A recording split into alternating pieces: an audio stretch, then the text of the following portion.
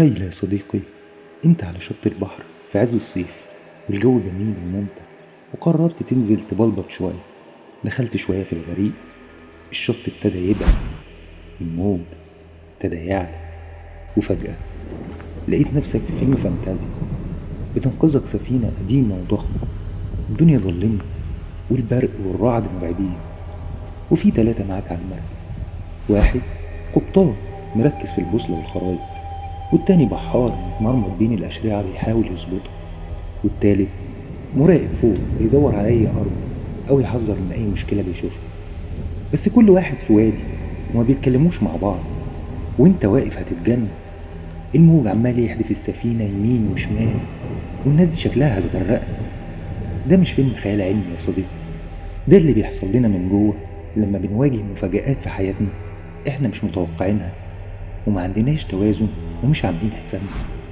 عقلك في وادي، وروحك في وادي، وجسمك في وادي تالت خالص، وهم دول ركاب السفينة بالمناسبة لو ما خدتش بالك يعني. خليك معايا وتعال أقولك إزاي تمشي على المية لما تعدل ميزانك وتظبط نفسك بنفسك. أنا محمد جمال، وأنت منورني على قناتك على الميزان.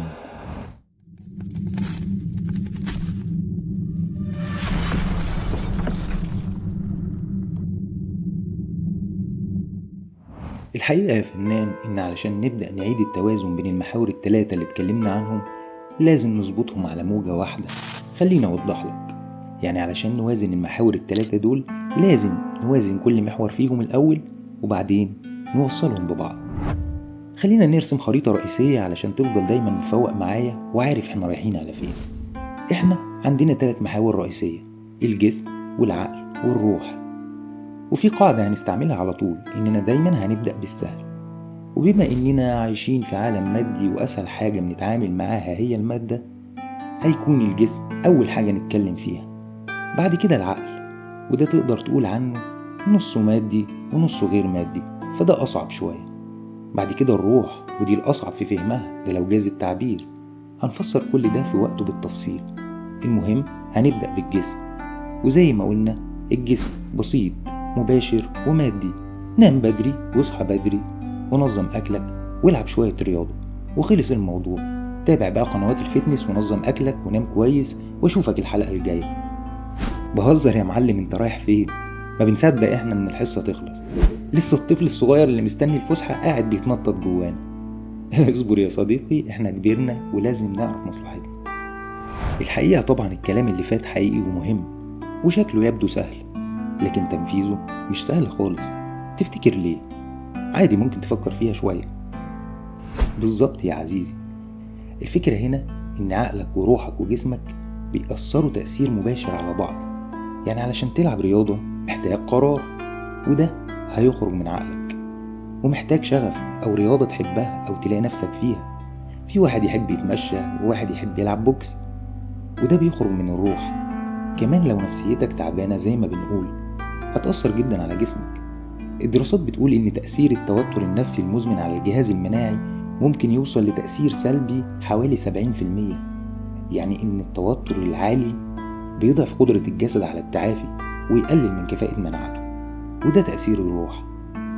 والعقل كمان لو مشغول جدا وأصلا ما عندوش وقت يفكر في الموضوع، كده الموضوع البسيط اللي هو ظبط أكلك ظبط نومك العب رياضة بقى صعب جدا. طب نعمل ايه؟ دلوقتي احنا علشان نظبطها محتاجين نركب العقل. والله زي ما بقولك كده، نجيب الجسم على شمال الشاشة خالص كده، وخلاص احنا عرفنا البيئة احتياجاته ايه، هنعمل حسابه في الاوردر. ونجيب الروح على اليمين خالص كده، علشان دي حالمة قوي ومليانة غيبيات هتشتتنا في الاول. مش شايفها على الشاشة ها، بس هي موجودة ما تقلقش، هي شفافة كده كده، واحنا لسه على الله بنحاول نترجم. هنركب العقل في النص هنا، وهنبقى شايفين يمين وشمال واحنا ماشيين. ركبنا العقل الحمد لله. ركبت معايا يا صديقي؟ انت رايح فين يا عم؟ هو ميكروباص؟ اركب عقلك انت يا صاحبي، ولا مستخسره؟ هو انت شايف اللي انا شايفه؟ طبعا لا، ما تقولش اكيد انت مش شايف اللي انا شايفه، ولا انت شفت اللي الحاج والدك شافه. طبعا اسكت، ما تفتحش بقك. ولا حد شايف اللي حد تاني شايفه اصلا يا حاج، وكل واحد بيشوف الدنيا من وجهة نظره. هنا محتاجين نقف وقفة. هو العقل بيشوف ازاي؟ هو ايه العقل اصلا؟ وللأسف يا صديقي كان نفسي اجاوبك اجابة بسيطة، بس الحقيقة ان العقل مش بسيط ومحتاج تحليل. هنتكلم عنه بالتفصيل وعن الوعي والإدراك وكل الكلام اللي يبان مكلكع ده، بس بنفك مع بعض حبة حبة. الحقيقة إننا هنكمل كلامنا عن الجسم بس وإحنا راكبين العقل زي ما اتفقنا. في الحقيقة الجسم مرتبط في ثقافات وديانات كتيرة بالشهوات والغرائز والاحتياجات الجسدية الأساسية. على فكرة أنا بحب أعرض ثقافات مختلفة علشان ننوع معلوماتنا، وكمان نعود عقلنا على إدراك الأمور من أكتر من زاوية. الحقيقة إن ده بيوسع المدارك. تعال نشوف مع بعض الناس شافت الجسد إزاي. لو جينا نبص على الفلسفة اليونانية وتحديدا على أفلاطون، كان بيقول إن الجسد زي قفص الروح، يعني الروح هي النور والحقيقة، لكن الجسد بكل رغباته وشهواته بيمنعها تطير بحرية. تخيل معايا طالب في أكاديمية أثينا بيدور على الحرية وهو محبوس في قفص. أما أرسطو جه وأدار الموضوع بطريقة مختلفة. شاف إن الجسد والروح مع بعض زي النحلة والعسل، متكاملين عشان يخلوا الحياة تمشي بسلاسة. خد بالك أفلاطون هنا بيركز على الجانب الروحي وبينسى شوية الاهتمام بالجسد. مش بس كده، هو بيعتبره السجن أو قفص للروح، فأكيد شايفه حاجة مش كويسة. أما أرسطو بيعتبر الجسد والروح نظام متكامل، بس ساعات النظرة دي بتترك الجانب العملي في احتياج للرعاية. الفلسفات الشرقية شافت الموضوع بطريقة مختلفة شوية، وخلينا نبدأ من البوذية. في البوذية بيقولوا إن الجسد والعقل دول مجرد ظواهر متغيرة، مفيش ذات ثابتة. بوذا كان بيحكي حكايات عن ناس اتعذبت بسبب تعلقهم بالماديات، وده اللي بيودي بيهم للمعاناة. علشان كده كان منهجهم هو قمع التعليقات والشهوات دي علشان يتحرروا من القيود. وفي رأيي الشخصي هتفضل النظرة قصيرة مع احترامي لكل وجهات النظر، لأنها تعتبر تصور تاني على إن الحياة المادية سجن للروح برضه. كمان الحياة لازم تكون سلسة بدون تعقيد، لكن ده بيخلي بعض الناس ينسوا يستمتعوا بالتغيير والتجديد. بوذا بيعلم إن كل حاجة بتتغير، والتأمل هو الطريق للخلاص من المعاناة. لكن النهج ده ساعات بيخلي الناس فعلا تفقد متعة الحياة. نبص على الطاوية. الطاوية بتقول إن كل حاجة في الكون لازم تكون في تناغم مع الطاو، اللي هو الطريق الطبيعي. لاو تسو في كتابه تاو تي تشانج بيشرح إن العيش على هواك من غير إفراط أو تفريط هو سر الراحة والسعادة. وتوماس ميرتون في كتابه The Way of Chuang Tzu، ورب أكون بقول الأسامي دي صح، بيحكي قصص عن المرونة والعيش الطبيعي، وبيأكد إن التوازن مع الطبيعة هو الأساس، ولكنه لا يزال منهج يتجنب التعقيد والصراع، فمش مناسب للحياة العملية ولا لكل الناس. الحقيقة إن إحنا ما ينفعش نتكلم عن النفس البشرية وما نجيبش رأي علم النفس في الموضوع. خلينا نشوف رأي فرويد في الموضوع ده. فرويد قسم النفس ل3 أقسام: الهوى اللي هي الغرائز والرغبات الأولية، والأنا اللي بتنظم الغرائز دي، والأنا العليا اللي هي القيم والأخلاقيات. يعني تلاقي صراع داخلي شبه معركة درامية في دماغك. أما يونج دخل مفهوم اللاوعي الجماعي اللي بيضم صور مشتركة بين البشر، وده بيخلينا نفكر في التجارب الإنسانية كحكايات مشتركة، وبكده يكونوا كونوا شكل منظم للدوافع الإنسانية. بس الحقيقة إن النظريات دي بتقدم فهم درامي للعقل، وبتحاول تشرح الصراع الداخلي بين الرغبات والضمير، لكنها بعيدة عن التطبيق العملي في الحياة اليومية. بس لسه كل الرؤى والدراسات مهمة علشان تساعدنا في فهم نفسنا. احنا معقدين برضو يا صديقي. طيب ما تيجي نشوف الدين بيقول ايه في الموضوع ده. هو الدين بيقول ايه؟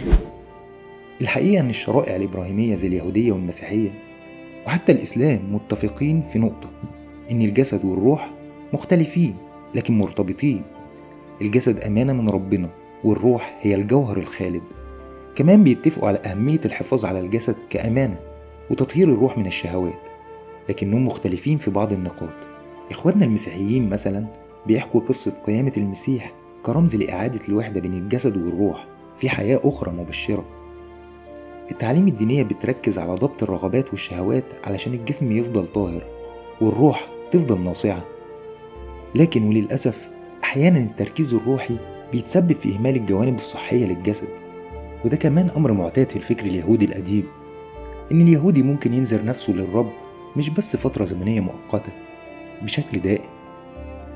لو جينا نبص أكتر وبشكل أعمق في نظرة الإسلام هنلاقيه غطى كل الجوانب دي، وما سابش تفصيلة زي ما هنشوف.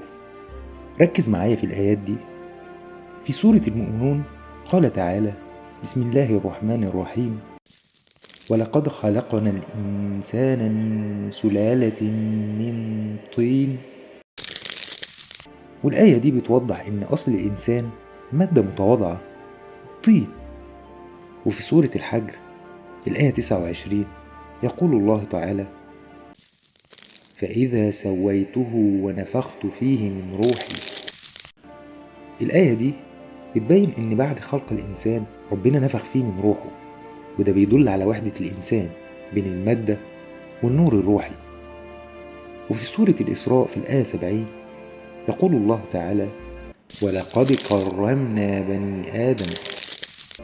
والآية دي بتأكد على كرامة الإنسان وإن كل جزء فيه ليه قيمة كبيرة. وفي سورة الأعراف الآية 31 قال تعالى: بسم الله الرحمن الرحيم: يا بني آدم خذوا زينتكم عند كل مسجد وكلوا واشربوا ولا تسرفوا. الرسالة هنا واضحة، الاعتدال مطلوب في كل شيء. العناية بالجسد من خلال التغذية السليمة والاعتدال في المأكل والمشرب، كمان حتى الاهتمام بالمظهر. الإسلام بيعرفنا أن الإنسان كيان متكامل، الجسد والروح والعقل والإرادة مترابطين ومكملين لبعض.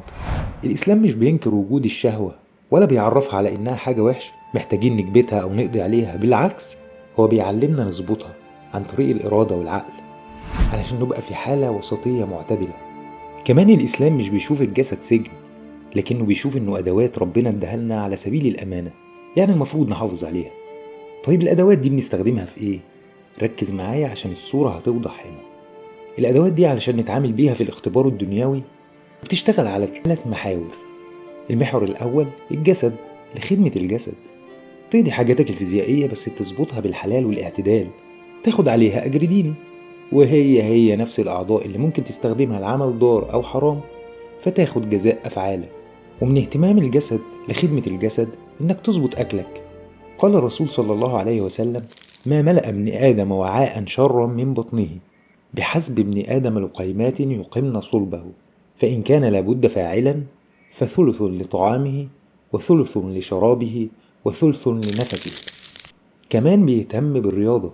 قال صلى الله عليه وسلم: المؤمن القوي خير وأحب إلى الله من المؤمن الضعيف.